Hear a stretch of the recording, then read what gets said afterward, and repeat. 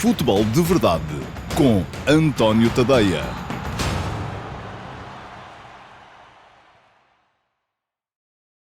Olá pessoal, muito boa tarde, sejam muito bem-vindos à edição número 127 do Futebol de Verdade para a temporada de 2023-2024. Hoje é segunda-feira, é dia 12 de fevereiro de 2024 e mais à frente neste Futebol de Verdade vamos ter aqui a reposição das duas edições de ontem do Futebol de Verdade Flash. Ontem já jogaram dois dos três clubes que ainda estão vivos na candidatura ao título, o Sporting e o Benfica.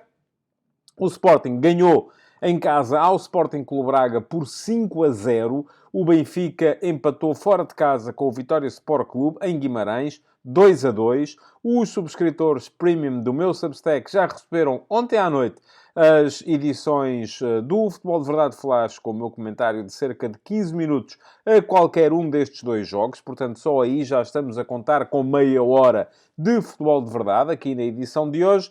E aqueles que não são subscritores premium do meu Substack, como não receberam ontem, vão poder ver agora, no final da edição de hoje do Futebol de Verdade. Eu hoje de manhã, no último passe, também escrevi sobre estes dois jogos. Escrevi um bocado sobre a decisão de Roger Schmidt no 11 que fez subir ao relvado de Guimarães. Um relvado muito pesado, com muita chuva, com muita água à superfície da relva.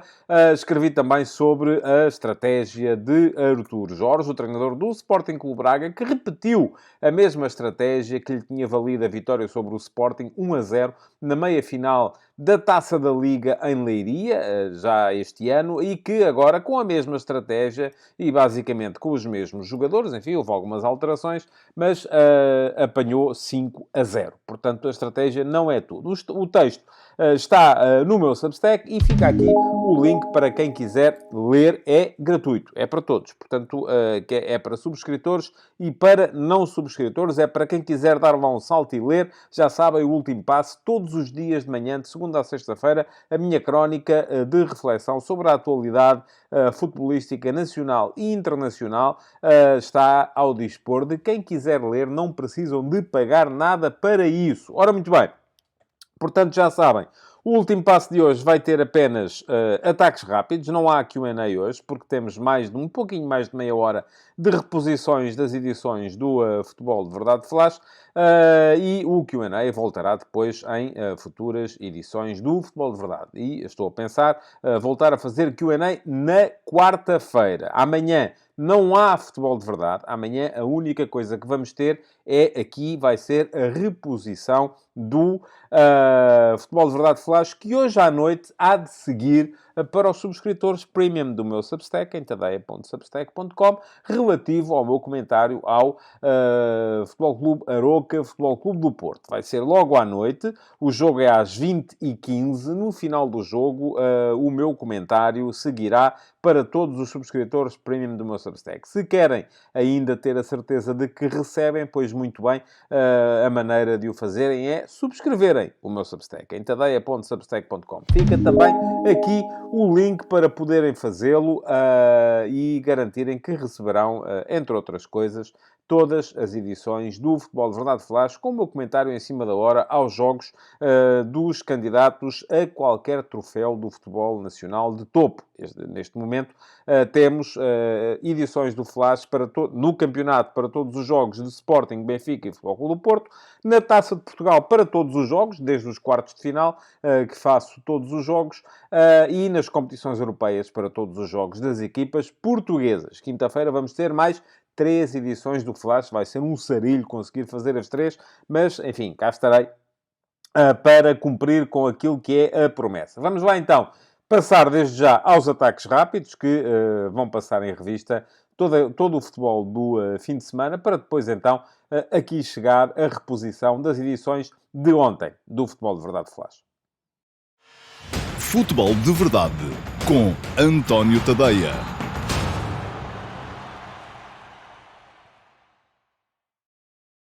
Ora, como de costume, os ataques rápidos começam pelo futebol que já se jogou. E tivemos um fim de semana muito rico, sobretudo em termos internacionais, porque foram dados passos praticamente conclusivos relativamente às atribuições dos títulos de campeão, tanto em Espanha como na Alemanha. Mas vamos começar por Portugal. Já vos disse anteriormente que ontem o Sporting ganhou por 5-0 ao Sporting Clube Braga, terceira derrota 5-0 consecutiva do Braga em Alvalade, nas visitas ao Sporting, o que certamente dará que pensar, tanto a um lado como ao outro, e além disso, o empate do Benfica em Guimarães contra o Vitória. Já vos disse também que mais à frente vou aqui analisar mais detalhadamente estes dois jogos. No resto da jornada da Liga Portuguesa, a 21ª jornada da Liga Portuguesa, à qual ainda faltam mais dois jogos, e um deles vai ser hoje, temos a realçar aqui, sobretudo, a vitória do Moreirense sobre o Chaves, um belíssimo golo de Maatson, a valer 1-0, difícil, do Moreirense sobre o Chaves. O Moreirense já com 9 pontos de vantagem sobre o Farense, na sexta posição do campeonato, portanto começa a ficar mais tranquila a vida para a equipa de Rui Borges, e já se fala muito na possibilidade do Moreirense atacar o quinto lugar. Mas tendo em conta aquilo que, e a distância que o separa ainda de Sporting Clube Braga e Vitória Sport Clube, e aquilo que é a diferença de potencial entre uma realidade e a outra, parece-me difícil. Nota ainda nesse empate entre o Farense e o Famalicão para o incidente de racismo que se verificou nas bancadas do estádio São Luís. Foi identificado um adepto por causa de alegados insultos racistas a Chiquinho, o jogador do Futebol Clube Famalicão. É sempre absolutamente lamentável que isto aconteça. Acho que a pessoa deve ser naturalmente identificada, retirada dos estádios e, se for dada como culpada, proibida de lá voltar. Não queremos racismo no futebol. Eu, no meio disto tudo, só tive algumas dúvidas e sou muito franco a este respeito, pelo facto de as imagens do alegado adepto, do adepto que alegadamente insultou Chiquinho, terem sido divulgadas pelas várias estações de televisão. Portanto, se agora de repente se chegar à conclusão de que o homem, afinal de contas, se calhar estava inocente, ou foi mal identificado, ou, enfim, o mal está feito. Ora, muito bem. Lá fora, o que é que temos? Temos decisões muito importantes em Espanha e na Alemanha. Em Espanha, o Real Madrid recebia o Girona, jogo de primeiro contra segundo na La Liga, e aviou a equipa, a sensação desta temporada, com um 4-0, com Vini Júnior em grande nível. Carlo Ancelotti continua a não ter o seu guarda-redes titular, Courtois, lesionado, jogou o Lunin.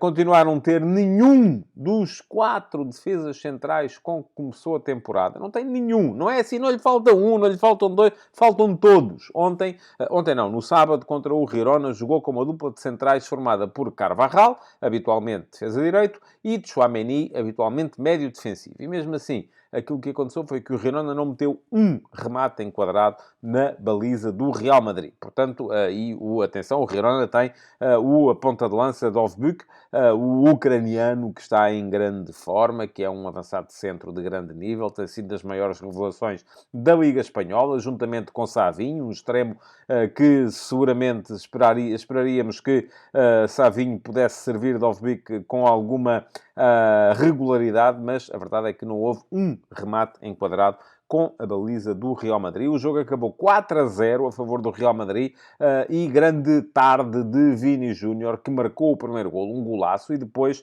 está nos outros todos, porque faz assistências diretas para os golos de Bellingham e de Rodrigo, e além disso está na origem do outro golo de Bellingham, que acabou o jogo com 2 golos, porque é ele que faz uma arrancada pelo corredor esquerdo, que conclui com um remate que o guarda-redes do Girona defende para a frente, e depois Bellingham aparece para fazer golo. Portanto, 4-0, com o Real Madrid a passar para 5 pontos a vantagem sobre o segundo classificado da Liga, que continua a ser o Girona. O Barcelona empatando em casa de forma surpreendente, mas sofrida, contra o Granada, 3-3, em jogo com bis de Lamine Yamal, do jovem Lamine Yamal, acabou por não aproveitar para se aproximar do Girona aliás, aproximou-se, mas aproximou-se apenas 1 ponto, continua a 5 pontos do Girona e a 10 do Real Madrid. Portanto, continua a questão do título muito bem encaminhada para o lado merengue. Na Alemanha também tivemos uma decisão, enfim, não é definitiva, mas é muito asseguradora para a equipa do Leverkusen. O Leverkusen recebia o Bayern, naquele que era o confronto entre os dois primeiros, entre os dois candidatos ao título, porque o VfB Stuttgart já está muito longe, já não podia lá chegar, e o Leverkusen ganhou por 3-0. O Leverkusen ficou muito recentemente, bem, recentemente não, já foi no início deste mês, sem o Victor Boniface, que era a sua principal arma ofensiva, mas está a conseguir muito bem passar por cima dessa questão. Está muito bem trabalhada esta equipa do Leverkusen pelo Xabi Alonso. Ganhou por 3-0 ao Bayern, que agora está a 5 pontos. E atenção, Leverkusen continua invicto esta época. Portanto, eu muito francamente não vejo esta equipa do Leverkusen a fraquejar, como fraquejou na época passada o Borussia Dortmund. E, portanto, ao fim de 11, e são 11 e não 10, conforme eu disse aqui, creio que foi na sexta-feira, ao fim de 11 campeonatos consecutivos ganhos pelo Bayern, parece que este ano vamos ter o primeiro título nacional, de campeão nacional, o primeiro título na Bundesliga para o Leverkusen, que dessa forma vai continuar a eternizar aquela que já pode ficar a ser conhecida como a maldição Harry Kane. Ora, Harry Kane é aquele super avançado inglês, capitão da seleção inglesa, que se transferiu no início desta época do Tottenham para o Bayern, alegadamente porque estaria cansado de ser um jogador de referência num clube que não ganhava campeonatos. Chegou ao Bayern e ao fim de 11 anos a ganhar a Bundesliga, o Bayern aparentemente vai perder a Bundesliga este ano e, portanto, Harry Kane continuará a não ser campeão de coisa nenhuma. E vai precisar de, enfim, regressar o Bayern e, em princípio, na próxima época, se não ganhar esta época, na próxima época é difícil que o Leverkusen mantenha este nível, até porque muito dificilmente Xabi Alonso por lá continuará. Já se fala muito do Liverpool, fala-se muito do Bayern, do próprio Bayern, já se falou muito na possibilidade, inclusive, do Barcelona, já se falou aqui há tempos, antes da renovação de Ancelotti, da possibilidade de Real Madrid, e será complicado ao Leverkusen manter Xabi Alonso. A propósito do futebol alemão, deixem-me só dizer-vos que no sábado, não, foi ontem. Ontem saiu mais uma atualização da série Donos da Bola. E foi a atualização relativa à Bundesliga. Quem são os donos dos 18 clubes da Bundesliga? E, regra geral, enfim, em 16 casos em 18, são os sócios, os membros. Porquê? Porque na Alemanha existe a tal regra dos 50 mais 1 e essa regra esteve para cair, acabou por ser mantida por recomendação do Comitê Federal para, para a cartelização e aquilo que acontece é que, com as exceções precisamente do Leverkusen, que historicamente pertence à Bayer, e do VfL Wolfsburg, que historicamente pertence à Volkswagen, os outros clubes são todos dos seus membros. Depois é claro que há ali maneiras mais ou menos criativas de driblar a coisa. Temos o caso do Rasenball Sport Leipzig, que, enfim, pertence à Red Bull, mas eles arranjaram ali uma forma mais ou menos criativa de driblar a coisa, instituindo a noção de membros com direito de voto, que são aqueles que são, enfim, membros que estão ligados precisamente à Red Bull. Temos também o caso do TSG Hoffenheim, que pertence ao milionário da informática Dietmar Hopp, e havia uma autorização para Hopp ser dono do Hoffenheim, porque foi ele que praticamente criou o clube, ou o transformou num clube de dimensão nacional, mas o Hoffenheim quis sair, quis deixar de ser exceção e, portanto, Hopp transferiu para o clube e para os membros todos os direitos de voto relativos ao futebol do TSG Hoffenheim. Portanto, mas quem quiser saber tudo sobre aquilo que é a propriedade dos clubes da Bundesliga, tem aqui a possibilidade de ler o texto dos Donos da Bola. Já sabem, os Donos da Bola são uma série de artigos que eu todos os anos, em janeiro, fevereiro, março, atualizo no meu Substack com a descrição pormenorizada do tecido societário dos maiores clubes do futebol europeu e mundial. Por ali podem ficar a saber quem é que manda em quais clubes, quem é que é dono de quais clubes, ficar a conhecer melhor esses fenómenos da multipropriedade desses grandes grupos que começam a ter um clube aqui, um clube acolá, um clube mais ali, enfim, e depois começam a transferir jogadores de uns para os outros. Isto é uma confusão. Já sabem, já lá estão as atualizações de 2024 relativas à Premier League, relativas à Liga 1 francesa, relativas à Série A italiana e relativas agora à Bundesliga. No próximo fim de semana teremos aqui a atualização relativa à Liga Espanhola e depois continuaremos por aí afora com mais atualizações da série Donos da Bola. Ora, continuando no futebol do fim de semana, tivemos uma jornada na Premier League em que basicamente os primeiros ganharam. O Liverpool ganhou ao Burnley por 3-1, gol de Diogo Jota entre os marcadores. O Manchester City assinalou o regresso de Haaland aos golos com uma vitória por 2-0 contra o Everton.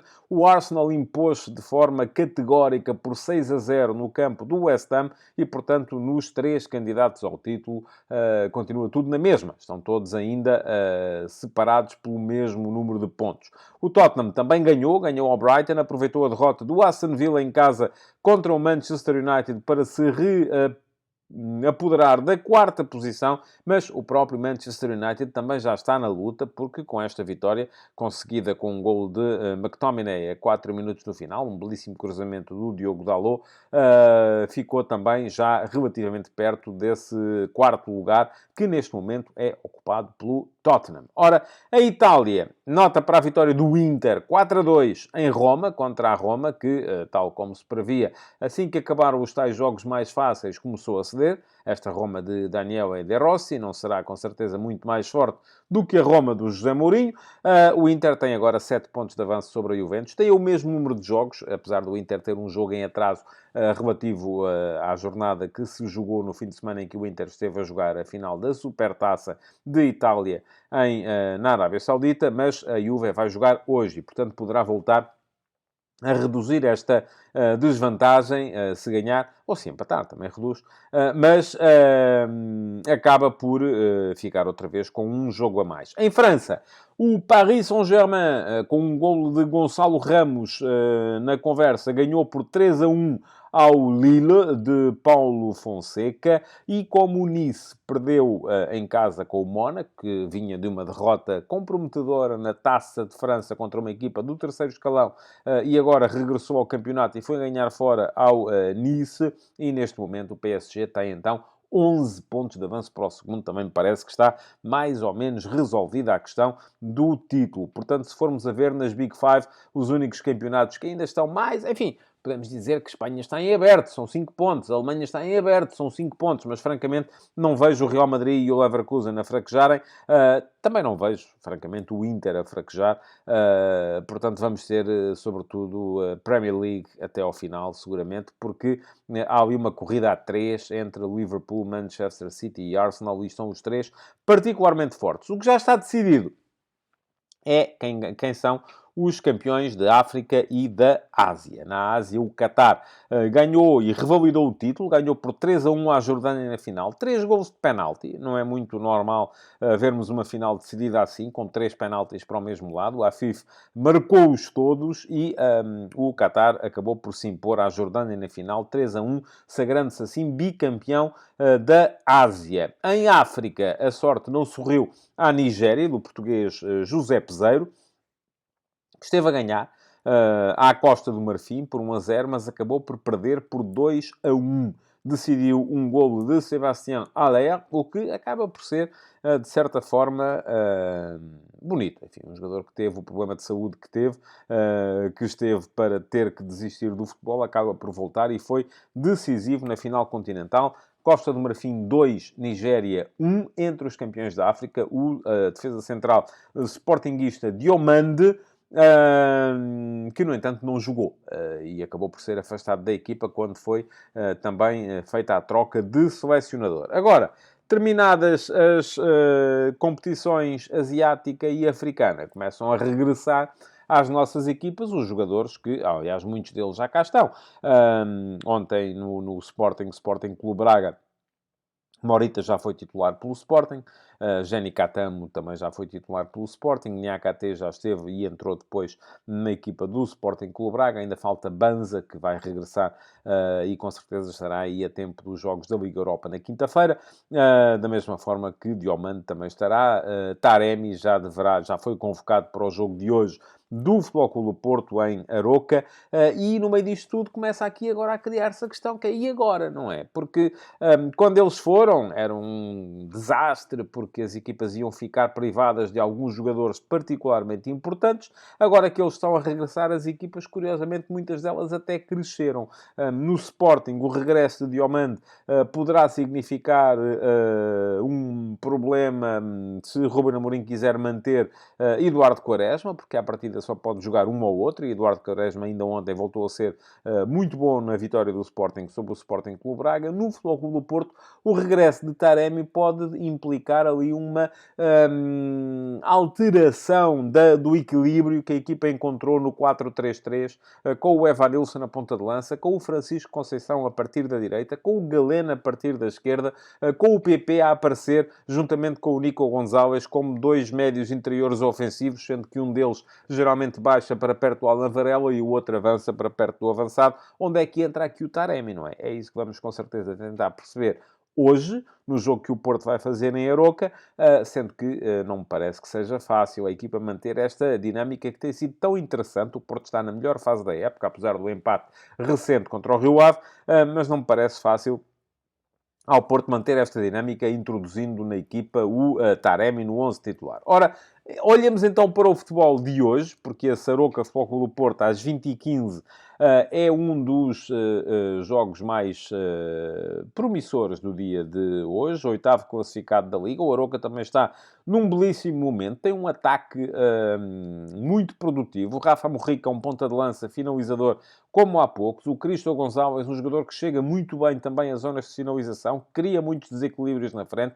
Atenção ao Silá, o extremo que cria também muitos problemas para as defensivas adversárias. Há um meio-campo trabalhador e consciente nesta equipa do Aroca. O Aroca falha mais, no meu ponto de vista, no seu quarteto mais recuado, mas tem sido uma equipa forte ultimamente e poderá seguramente dificultar bastante a tarefa ao Futebol Clube do Porto, que já o disse, está no seu melhor momento da época. Esse não é o jogo único de hoje. Atenção, o Porto ganhando hoje fica a 4 pontos de Benfica e Sporting, embora o Sporting tenha um jogo a menos, e faltam 3 jornadas para haver esse Porto-Benfica. Portanto, vamos a ver, de repente o Porto, encadeando aqui uma série de vitórias, volta a estar com muita força na luta pelo título. Vamos a ver, o jogo de hoje é fundamental para o Porto, precisamente por causa disso. Temos hoje mais 3 jogos nos principais campeonatos da Europa. 19h45 ao tal Juventus-Udinese. Juventus joga em casa contra uma equipa que está muito próxima da linha d'água e em risco de poder baixar à Série B. Ganhando, já o disse atrás, poderá perfeitamente voltar a aproximar-se do Inter, embora com um jogo a mais. 20 horas, temos então esse Crystal Palace-Chelsea, jogo de meio da tabela, para baixo. O Chelsea neste momento é 11º na Premier League, mas é sempre interessante ver o Chelsea à espera de ver, será que é desta que o Chelsea vai conseguir encarrilar e entrar nos bons resultados. E temos ainda hoje também um Almeria Atlético Bilbao, o Atlético Bilbao a visitar o último classificado da Liga Espanhola. Se ganhar, encosta ao Atlético de Madrid na 4ª posição, e já se sabe que a 4ª posição é muito importante. Porquê? Porque dá a qualificação para a Liga dos Campeões e, portanto, é fundamental conseguir isso mesmo. Ora, muito bem. Antes de passar às reposições do futebol de verdade flash, relativas ao Sporting 5, Sporting Clube Braga 0 e ao Vitória Sport Clube 2, Benfica 2, só apenas 2 notas antes de lá chegar. Uma para assinalar aqui a transferência de Al-Musrati, do Sporting Clube Braga, para o Besiktas. Parece-me que esteve bem o Artur Jorge, quando disse que o clube está feliz, o jogador está feliz, ele, treinador, é que não. E fica um bocadinho por perceber qual poderia ser o papel do Al-Musrati nesta equipa do Sporting Clube Braga. A mim parece-me que o Al-Musrati poderia ser um jogador particularmente importante no equilíbrio global do Sporting Clube Braga, porque sendo um jogador com uma dimensão física interessante, enfim, não é... ele esteve lesionado durante boa parte deste início da época e por isso mesmo esteve fora das opções, mas é um jogador que marca a diferença relativamente, sendo um jogador fisicamente interessante, defensivamente interessante, é um jogador que marca a diferença em termos de capacidade para ver ao longe, que é coisa que os dois médios que têm sido utilizados com mais regularidade por Artur Jorge, Vítor Carvalho e João Moutinho, têm mais alguma dificuldade em fazer. O Braga recompôs fortemente o seu meio-campo, porque neste mercado de janeiro, além do Al-Musrati, perdeu o André Horta para o Olympiacos e cedeu o André Castro ao Moreirense. Chegou o Chernedur, emprestado pelo Paris Saint-Germain, mas é um meio-campo do Sporting Clube Braga que perdeu 2 dos 3 jogadores que tinha com mais risco para jogar naquelas duas posições do 4-2-3-1 do Artur Jorge, que são precisamente o Al-Musrati e o André Horta. Sobra o Zalazar, que ultimamente, por causa da sua crescente preocupação com o aspecto defensivo do jogo, o Artur Jorge tem feito jogar mais à frente como segundo avançado. Veremos também aquilo que pode trazer à equipa o Chernedur, que é um jogador mais forte em termos de condução, não tanto em termos de visão de jogo e de lançamento. Ora, muito bem. Último aspecto para assinalar nestes ataques rápidos. O bate-boca, enfim, não terá sido bem um bate-boca, mas foi um expressar de opiniões de Rui Costa e de Roger Schmidt relativamente ao mercado do Benfica. Gosto particularmente desta análise de mercado que Rui Costa faz, embora a faça à ABTV, e isso já se sabe, o escrutínio não é o mesmo, que seria se fosse a uma televisão que não fizesse parte do grupo Benfica, mas ainda assim é de aplaudir o facto de Rui Costa se colocar à disposição para, fechadas as janelas de mercado, explicar o mercado que a equipa fez. E Rui Costa disse, sobretudo, uma coisa que depois mereceu uma resposta de Roger Schmidt, quando foi confrontado com ela, disse que a equipa está mais forte e mais preparada para o futuro, em comparação com a equipa da época passada. Ora, mais preparada para o futuro estará seguramente, assinala o facto de, e porque Rui Costa disse isto, que reduziu o plantel para 31... O plantel não, o grupo de jogadores sob contrato para 31 jogadores, dos quais 7 estão emprestados, sendo que destes 31, 14 são sub-24, o que é muito importante. O Benfica tem uma série de jogadores jovens no seu plantel e está claramente a preparar-se para o futuro com jogadores jovens que neste momento até alguns deles nem estão a jogar, nem são titulares. O Rolaiser, o Marcos Leonardo, o Schelderup, que há de voltar e no qual não perdi ainda a noção de que pode vir a ser um jogador importante. E, portanto, há muitos. O Carreras, que está emprestado, mas, enfim, veremos se depois fica ou não fica. O Benfica tem ali uma série de jogadores jovens que podem vir a ser o António Silva, que lá está, o João Neves, que lá está, o Alexander Bá também é jovem, o Trubin também é jovem. Portanto, há ali muita gente de tenra idade. E isto faz com que, de facto, tenha razão Rui Costa quando diz que o plantel está mais preparado para o futuro. Eu acho que já não tem quando diz que está mais forte que o da época passada. Não está. Eu acho que uma equipa que tinha Gonçalo Ramos não teve nenhum jogador capaz de interpretar tão bem as ideias do treinador naquela posição como era Gonçalo Ramos e, sobretudo, não tem nenhum jogador capaz de dar à equipa o acréscimo criativo que lhe era dado através da contribuição de Alejandro Grimaldo, vindo da posição de lateral esquerdo. Só as baixas de Grimaldo e de Gonçalo Ramos chegam para que tenha razão Schmidt quando diz, não, mais forte acho que este plantel não é relativamente ao plantel da época passada.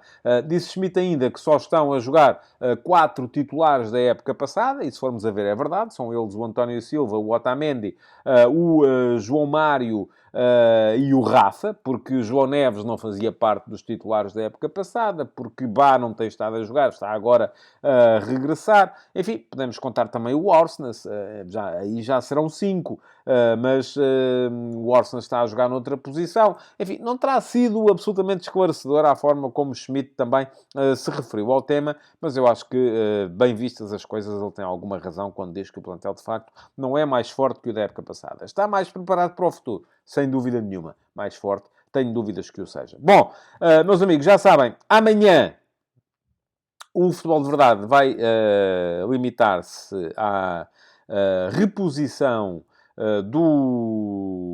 do Flash, relativo ao Futebol Clube Aroca, Futebol Clube Porto, mais logo. Talvez faça ataques rápidos. Enfim, acho que sim. Acho que vou conseguir fazer ataques rápidos também. Não vai haver Q&A de qualquer modo, porque amanhã, enfim, é um dia... não é que seja feriado, mas é praticamente como se fosse. E na quarta-feira regressa aqui o Q&A. Portanto, o que é que têm que fazer é deixar perguntas na caixa de comentários do programa de hoje. Façam um favor, tchuca, tchuca, tchuca, a deixar aí as vossas perguntinhas. Aproveitem para se inscreverem no canal. Fica aqui o link para poderem fazê-lo e é só clicar em cima do botão que diz inscreve-te aqui e já agora aproveitem também para clicar em cima do sino e para ativarem as notificações e dessa forma poderem ser avisados pelo YouTube sempre que houver novos conteúdos por aqui no canal. Muito obrigado por terem estado por aí. Não se esqueçam que já a seguir vão entrar de seguidela as edições do Futebol de Verdade Flash relativas ao Sporting Clube Braga 5, Sporting Clube Braga 0. Não, disse mal. Ao Sporting Clube Portugal 5, Sporting Clube Braga 0 e ao Vitória Sport Clube 2, Sport Lisboa e Benfica 2. É já a seguir aqui no Futebol de Verdade de hoje. Futebol de Verdade com António Tadeia.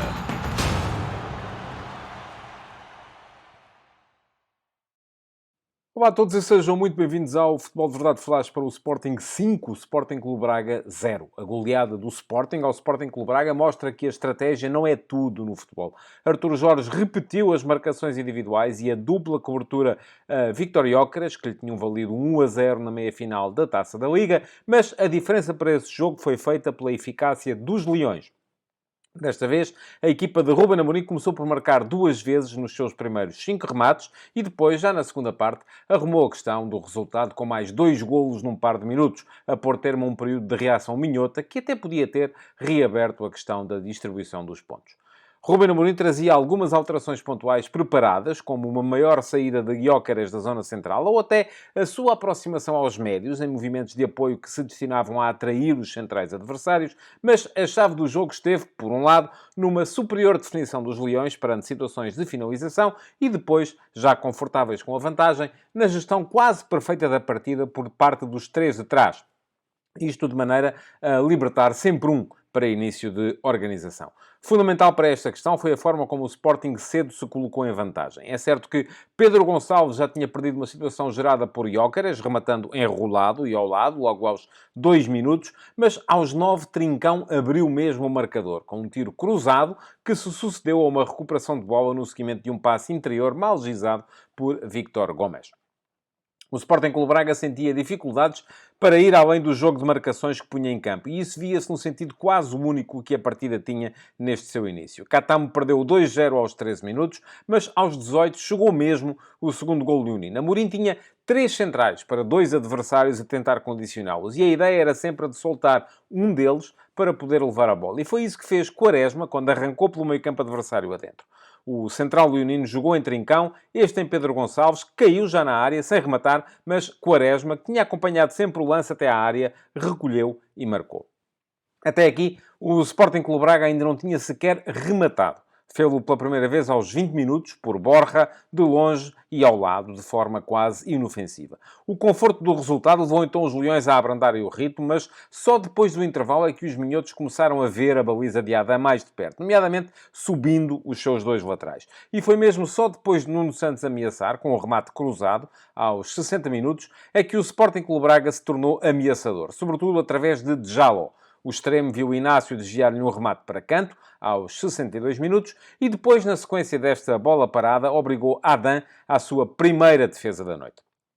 O Sporting mostrava, nesta altura, algum desconforto na saída de bola. Alguma desconcentração até. E Djaló voltou a ameaçar, chutando ao lado depois de um passo atrasado de Ruiz aos 70 minutos. Só que aí foi a vez de o Sporting acabar com a conversa. Um belíssimo vôlei de Gyökeres, depois de uma boa jogada de Trincão, valeu os 3-0 aos 71 minutos. E 2 minutos depois veio o 4-0, marcado por Bragança, a culminar uma ligação vertical de Gonçalo Inácio em Pedro Gonçalves, que ajeitou para a finalização certeira do médio. resolvida de vez a questão do vencedor, faltava ver o resultado. E ainda chegou o quinto golo do Sporting, marcado de trivela por Nuno Santos, após jogada que foi de trincão a esgaio e passou por uma tentativa de corte de Paulo Oliveira, que não foi decisiva e deixou a bola à mercê do ala esquerdo. O resultado final terá sido demasiado amplo para aquilo que as equipas demonstraram em campo, como se percebe pela distribuição do índice de golos esperados. Este acabou em 2,4 para o Sporting e apenas 0,3 para o Sporting Clube Braga. Mas a atribuição dos 3 pontos, essa não merece qualquer dúvida. E a verdade é que os Leões ainda podiam ter chegado ao 6º golo, tirado in extremis a Edwards, já em período de descontos.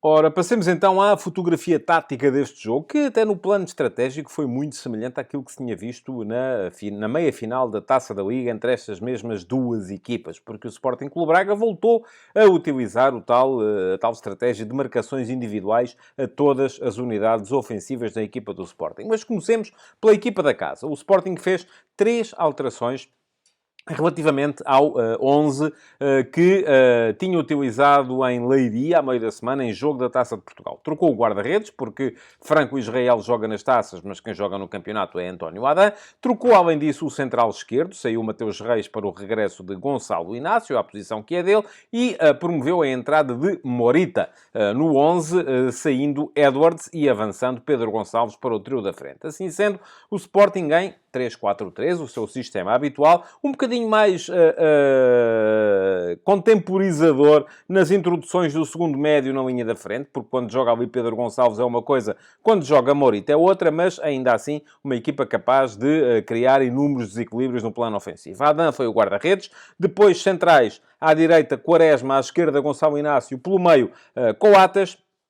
Na linha seguinte, Jani Catamo apareceu como ala direito, Nuno Santos como ala esquerdo e Yulman e Morita eram os dois médios. Mais fixo o dinamarquês, mais móvel o japonês. Na frente, Trincão partiu da meia-direita, Pedro Gonçalves da meia-esquerda e Gyökeres era, como habitualmente, o ponta de lança. O que é que isto provocava? E quais foram as alterações? Aliás, Ruben Amorim tinha dito que já tinha dito ao Víctor Gyökeres o que é que ele tinha que fazer caso se repetisse, como se repetiu a tal marcação dupla dos dois centrais da equipa do Sporting Clube Braga, Paulo Oliveira e José Fonte. Ora, Gyökeres assumiu uma atitude ligeiramente diferente, não procurou tanta profundidade, não foi tanto à procura da corrida para as costas, apesar dos laterais do Braga subirem muitas vezes em busca dos alvos do Sporting, até baixou muito mais em movimentos de apoio para tentar causar algum desconforto e arrastar os centrais do Braga daquela zona em que eles se sentem mais confortáveis, que é num bloco razoavelmente mais baixo. Ora, do outro lado, Artur Jorge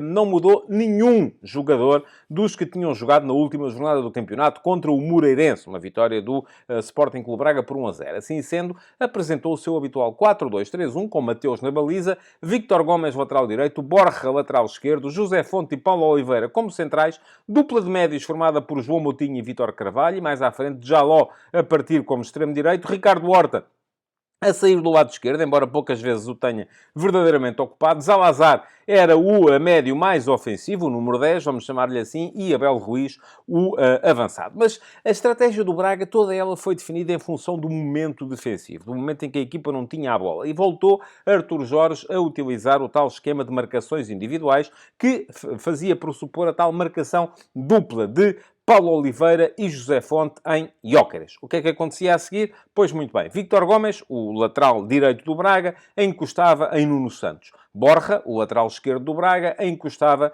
em Jani Catamo. Os dois médios do Braga, João Moutinho e Vítor Carvalho, iam também à procura dos dois avançados interiores do Sporting. Vítor Carvalho condicionava as movimentações de Trincão, e João Moutinho estava mais atento a Pedro Gonçalves. Mais à frente, o que se via era que Zalazar estava muito preocupado com Morita. E como era preciso alguém seguir Yulman, era Ricardo Horta, quem muitas vezes se desviava do lado esquerdo do ataque para aparecer também mais no corredor central para condicionar a ação do médio dinamarquês. E isto fazia com que mais à frente os dois homens que sobravam da equipa do Braga, Jaló e Abel Ruiz, tivessem 3 centrais do Sporting para tentar condicionar. A ideia inicial de Artur Jorge era que Jaló encostasse em permanência, ele partia como extremo direito, encostasse em permanência no central esquerdo, Gonçalo Inácio, Enquanto que, do outro lado, Abel Ruiz era chamado a tapar as saídas de Eduardo Quaresma. Só que,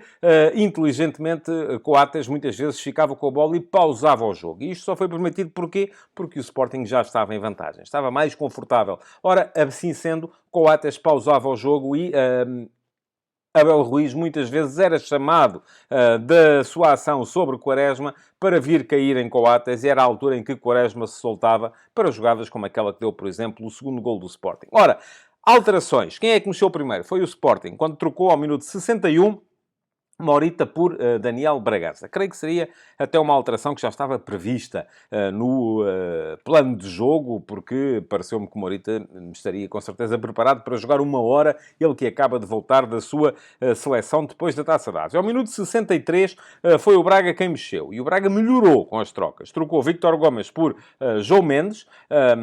Não é que Víctor Gomes tenha estado mal, também não esteve bem. João Mendes também não trouxe grande dinâmica em termos de alteração, mas o que mudou fundamentalmente foi a saída de Vítor Carvalho para a entrada de Nedur. Nedur era um jogador ofensivamente mais valioso do que é Vítor Carvalho. A verdade é que, se até aí o Braga estava a perder por 2-0, daí até a final ainda apanhou mais 3 golos. Causou perigo, não marcou e acabou por sofrer depois lá atrás. Ora, o Sporting, ao minuto 75, trocou Pedro Gonçalves por Edwards, o que levou à passagem de Trincão da direita para a esquerda do ataque, e trocou Eduardo Quaresma por Mateus Reis, o que levou à passagem de Gonçalo Inácio de central esquerdo para central direito. Depois, ao minuto 83, já com 4-0 e o resultado definido, Ruben Amorim substituiu Jani Catam por Jogaio, ala direito por ala direito, e Jóqueras por Paulinho, ponta de lança por ponta de lança. Na mesma altura, o Sporting Clube Braga trocou Zalazar por Pizzi, também sem alterações táticas, e José Fonte por Niakate, que acaba de regressar também da sua seleção para o centro da defesa do Sporting Clube Braga, o que levou a que Paulo Oliveira passasse de central esquerdo para central direito. Por fim, minuto 90 mais um, mais para parar o jogo, para evitar que o resultado se avolumasse ainda mais, porque tudo podia acontecer. Arthur Jorge ainda substituiu de Jaló por Roger, também sem alterações no plano tático.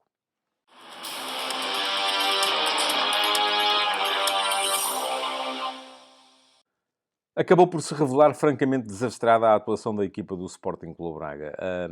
Para olharmos para boas atuações, não é fácil, mas ainda assim há um esforço para ver algum mérito na atuação de Paulo Oliveira, que ganhou grande parte dos duelos que travou com o Víctor Jóqueras, mas numa altura em que o deixou com José Fonte, ele acabou por fazer na mesma o seu golo, o golo do costume. Depois daí para a frente, francamente, só mesmo de Jaló é que mostrou algum mérito. Foi dos pés e da cabeça dele que saíram as ocasiões mais perigosas do Sporting Clube Braga, mas foi um Sporting Clube Braga muito abaixo daquilo que é exigível numa equipa que é candidata, que já foi candidata ao título. Do outro lado, no Sporting, várias exibições de muito bom nível. Os três de trás foram sempre capazes de gerir o jogo da melhor maneira. Bem, sempre não. Houve ali um período, no início da segunda parte, em que pareceram até desconcentrar-se um bocadinho. Mas ainda assim, quer os passos progressivos de Gonçalo Inácio, e ele está, por exemplo, no lance do quarto golo, quer as arrancadas de Eduardo Quaresma, e ele está no segundo golo, foram muito importantes. E a forma como Coates foi sempre capaz de temporizar, de pausar, de atrair a ele o Abel Ruiz para soltar, ou o Álvaro de Jaló para soltar os centrais do lado, que eram quem tinha que construir, acabaram por ser muito importantes. Não houve tanto destaque dos 4 homens do meio-campo, mas na frente houve uma super exibição, que foi a de Francisco Trincão. Trincão está um jogador indubitavelmente muito mais confiante, ele pressiona bem, e isso viu-se na forma como condicionou a construção do adversário e recuperou a bola para o lance do primeiro golo. Remata bem, e rematou muito bem também no lance desse mesmo primeiro golo. Esteve depois na jogada do 3-0, é do pé esquerdo dele que sai o cruzamento para Víctor Jóqueras, e esteve ainda numa variação de flanco que originou o lance do 5-0. Antes foi do pé dele também que saiu a bola para Jogaio, isolado no lado direito, antes da bola voltar ao corredor central, onde Nuno Santos fez o gol. Foi Trincão, para mim, o herói deste jogo.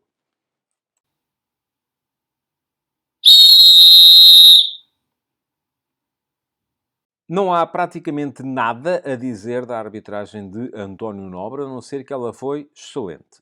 Conseguiu sempre controlar o jogo sem precisar de recorrer aos amarelos por tudo e por nada. Aliás, não mostrou nenhum do início ao final da partida e teve razão nos dois lances que envolveram alguma dúvida, mas não foi sequer preciso ser corrigido pelo VAR, porque a decisão em primeira instância já foi boa. Um desses lances é o lance do 4-0, marcado por Daniel Bragança.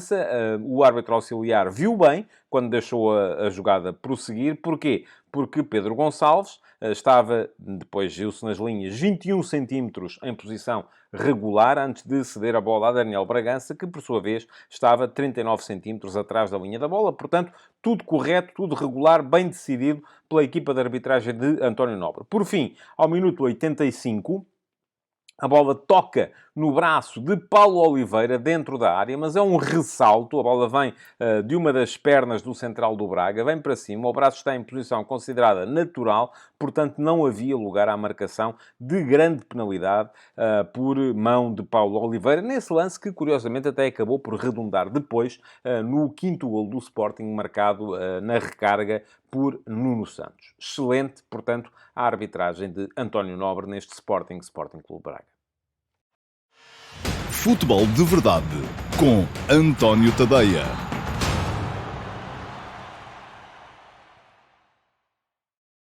Olá a todos e sejam muito bem-vindos ao Futebol de Verdade Flash para o Vitória Sport Clube 2, Benfica 2. Foi um jogo de altíssima intensidade, num relevado muito complicado, com muita água, e no qual Roger Schmidt parece ter dado 45 minutos de avanço a um Vitória de pelo 90, que se mostrou sempre mais adaptado às condições climatéricas. O alemão corrigiu ao intervalo, mas nessa altura já o Vitória tinha agarrado o comando da partida. Os minhotos chegaram ao 2-1 com justiça, já na segunda parte, e mesmo com um homem a menos, nos últimos 25 minutos, devido à expulsão de Borevkovic, só sofreram o gol do empate em cima do minuto 90.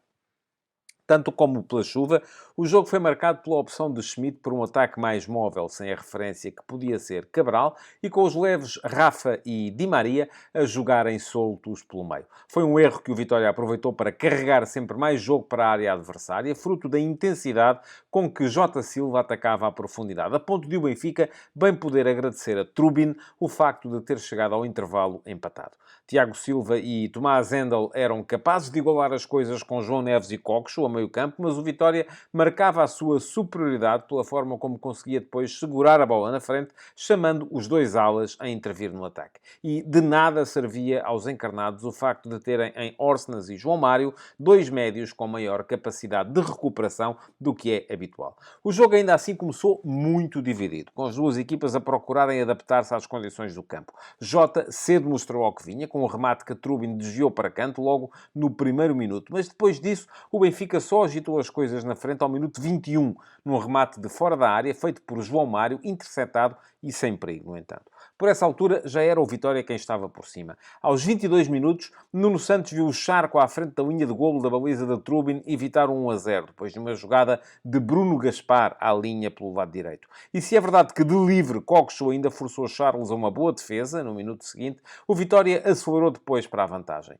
Trubin evitou o 1-0 a Nuno Santos ao minuto 32 e a Borevkovic no minuto seguinte, no lance que depois acabou no penalti de Coxo sobre Tomás Ribeiro. Na conversão, Tiago Silva fez mesmo o 1-0.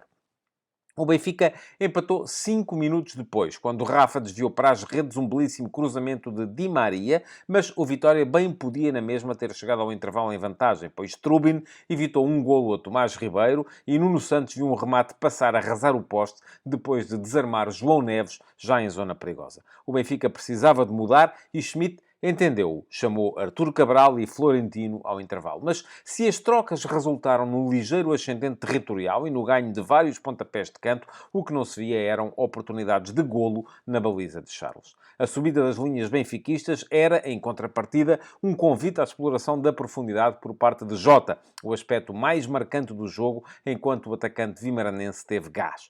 Foi assim, de resto, que o Vitória chegou com justiça à vantagem. Tiago Silva aproveitou a macieza da pressão encarnada para variar o centro de jogo. Bruno Gaspar recebeu à vontade, meteu na velocidade de Jota, que cruzou para um movimento certeiro de ataque à bola de André Silva, em antecipação a António Silva. O problema para o Vitória foi que 4 minutos depois deste gol ficou a jogar com 10, devido a um vermelho direto mostrado a Borevkovic. E uma coisa era o 5-4-1 defensivo e outra, bem diferente, o 5-3-1 em que a equipa se arrumou daí para a frente, a convidar Schmidt a uma série de trocas de cariz atacante. O Vitória tinha agora muito mais dificuldade para cobrir toda a largura do campo à frente da sua linha defensiva de 5 homens. Mas nem assim o Benfica conseguia muito mais do que cruzar bolas para a área, quase sempre desfeitas pelos centrais da casa. Jota, aos 73 minutos, ainda se isolou mais uma última vez na cara da Trubin, mas viu o ucraniano evitar o 3-1 com o pé esquerdo. E à entrada dos descontos, o Benfica empatou finalmente, numa altura em que os minhotos já estavam a defender, mesmo encostados à baliza de Charles. O golo foi obra de mais um excelente cruzamento feito da direita, pelo pé esquerdo de Di Maria, e de um golpe de cabeça certeiro de Artur Cabral. O Benfica acabou a carregar nos descontos, mas mesmo com 25 minutos de superioridade numérica, pode bem dizer-se que foi feliz na conquista do empate, como se percebe pelo total de remates, 12-6, de tiros enquadrados, 7-3, e até num índice de gols esperados, 2,1 contra 1,0. Tudo números favoráveis aos vimaranenses.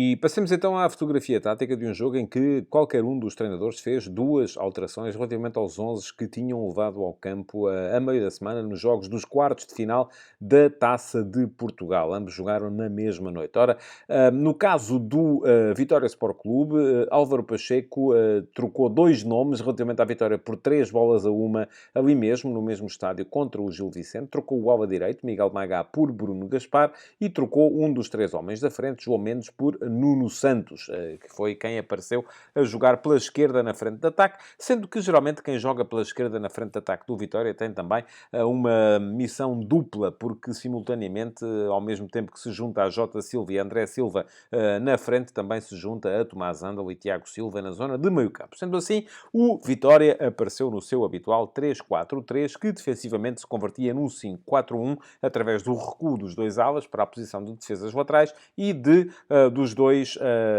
avançados exteriores, chamemos-lhe assim, para as posições de médios-ala, dessa forma formando linha de 4 com Andal e Tiago Silva. O guarda-redes foi Charles, na ausência ainda por lesão de Bruno Varela. Depois, os três centrais eram Jorge Fernandes, pela direita, Borevkovic como central do meio e Tomás Ribeiro como central da esquerda. O ala direita era Bruno Gaspar, o ala esquerdo Ricardo Mangas e a dupla de médios formada por Tomás Andal e Tiago Silva. Mais na frente, Jota Silva era o avançado que partia do corredor direito, sempre muito mais focado na busca da profundidade, na ideia de ir buscar o espaço atrás da última linha defensiva do Benfica. Nuno Santos, o avançado que surgia pela esquerda, este aqui muito mais destinado a jogar entre linhas e a aproximar-se da dupla de médios, e André Silva, um avançado de centro, também ele muito dado às desmarcações de apoio e à capacidade para participar no jogo coletivo. Do outro lado,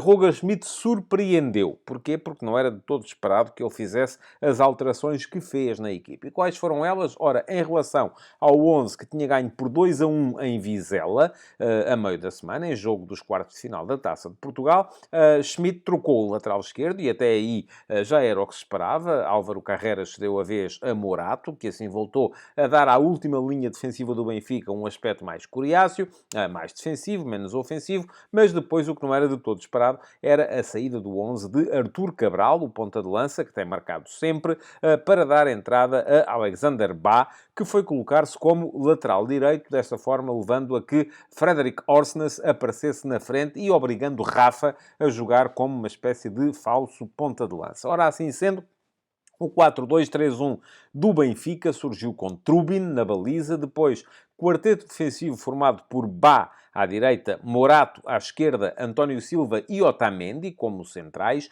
Dupla de médios era constituída por João Neves e Coxo.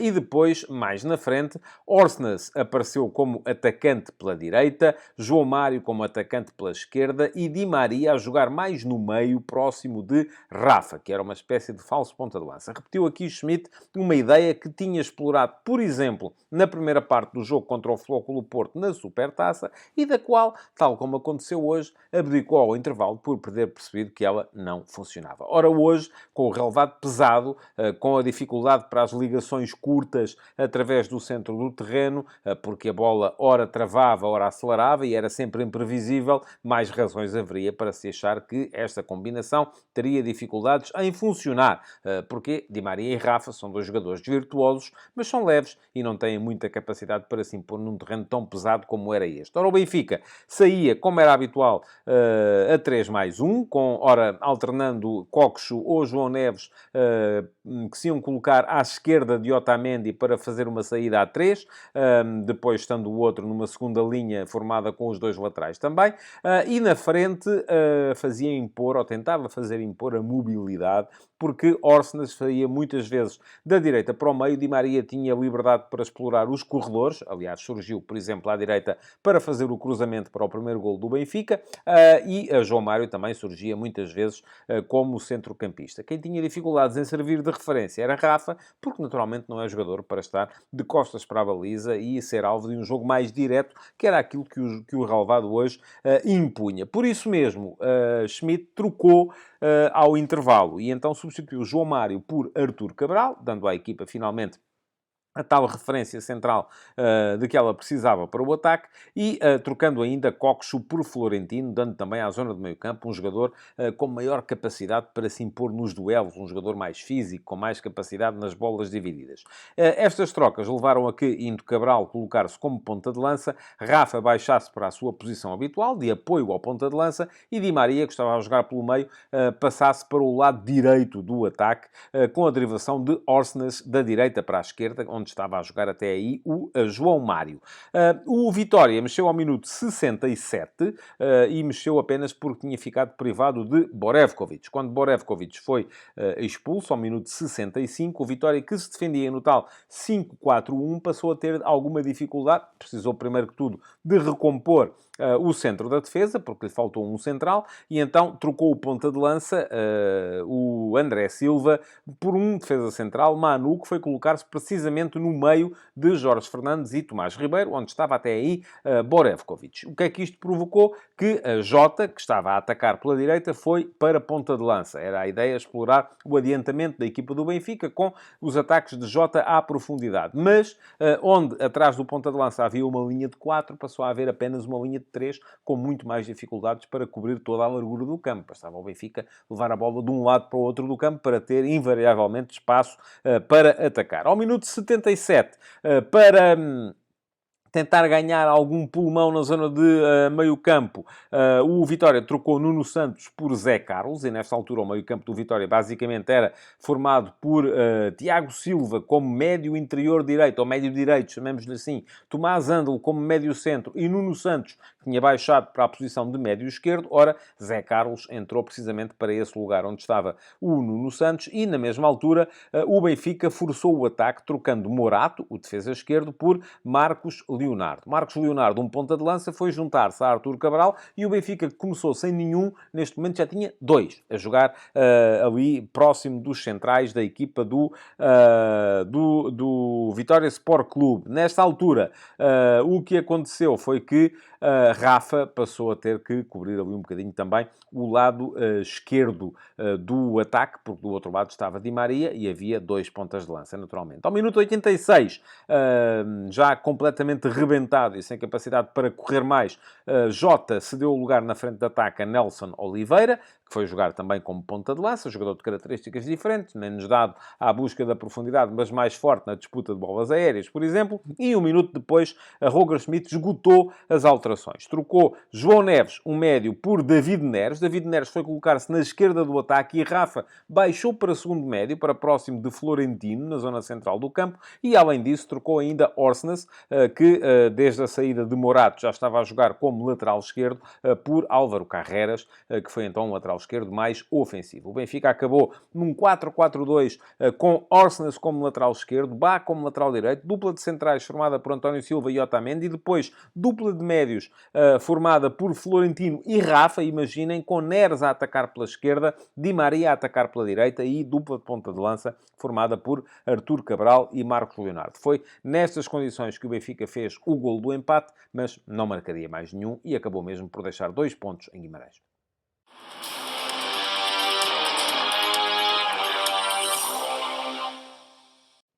Houve 2 jogadores acima de todos os outros na equipa do Benfica. Falo-vos do guarda-redes, Strubin, autor de um punhado de defesas que impediram que o Vitória Sport Clube acabasse por se adiantar mais no marcador. Foi decisivo nessa altura. E de Di Maria, que pode nem estar muito em jogo e que raramente está, mas quando aparece acaba por ser decisivo. Foi do pé esquerdo de Di Maria, sempre a jogar à direita, que nasceram os cruzamentos para os 2 golos do Benfica. Artur Cabral acabou por finalizar bem na única situação que teve para o fazer e terá feito falta à equipa de início, porque nessa altura ainda daria para estipular um sentido de jogo que ao intervalo já foi mais difícil de fazer. De qualquer modo, a melhor equipa sobre o campo foi mesmo a do Vitória, com uma série de boas exibições. Os 3 homens de trás estiveram bem. Destaque para Tomás Ribeiro, pareceu-me ser o mais forte dos 3 na partida de hoje. Charles ainda fez 2 boas defesas ao longo da partida. Imperiais os 2 médios, Andal e Tomás Silva. Os 2 alas também bem, sempre capazes de explorar o espaço nas costas dos médios-ala do Benfica. Bruno Gaspar esteve, de resto, no lance do segundo golo, pela sua intervenção, mas parece-me que quem esteve melhor na partida foi mesmo Jota Silva. Jota Silva foi incansável na forma como disputou cada bola, como atacou sempre a profundidade, como foi sempre capaz de, às vezes sozinho, manter em respeito o quarteto defensivo da equipa do Benfica. Foi ele, do meu ponto de vista, o herói deste jogo.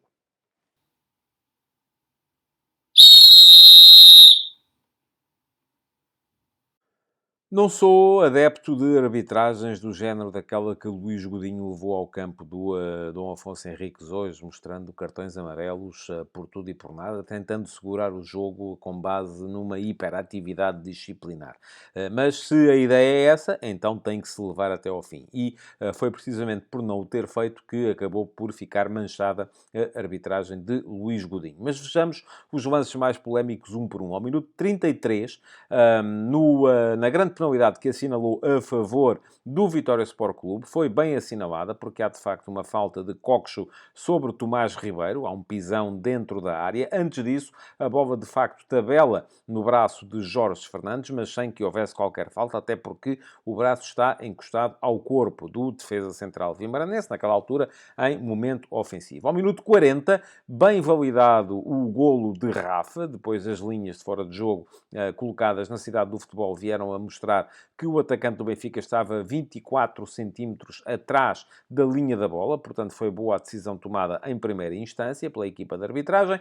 Depois, ao minuto 46, na sua primeira intervenção praticamente no jogo, Artur Cabral pediu grande penalidade por alegada falta de Borevkovic, mas é o avançado do Benfica que vai contra o defesa do Vitória, dessa forma tentando ali cavar a falta. Ao minuto 56 é bem anulado um golo a Jota, por fora de jogo evidente, que nem precisou de linhas, tão claro ele era, tal como foi bem mostrado o cartão vermelho direto a Borevkovic ao minuto 65. A entrada de Borevkovic foi perigosa. Poderão agora dizer-me, mas nem acertou com os pitons em Florentino, e é verdade que não acertou, e ainda bem que não acertou, porque se tivesse acertado, provavelmente estaríamos aqui a lamentar uma lesão grave do médio do Benfica. Bem mostrado, no entanto, porque era perigosa a entrada de Borevkovic, portanto, bem mostrado o cartão vermelho direto. A questão é que depois, ao minuto 88, quando Florentino fez uma falta para interromper uma transição ofensiva da equipa do Vitória, o Luís Godinho não lhe mostrou o segundo amarelo, não seguiu o critério que tinha mostrado até aí durante toda a partida. Portanto, foi este o único erro de monta de Luís Godinho nesta partida, a não mostragem de um segundo cartão amarelo, que seria com o consequente vermelho, a Florentino a 2 minutos do final da partida, numa altura em que o resultado ainda estava em 2-1 a favor do Vitória. Futebol de verdade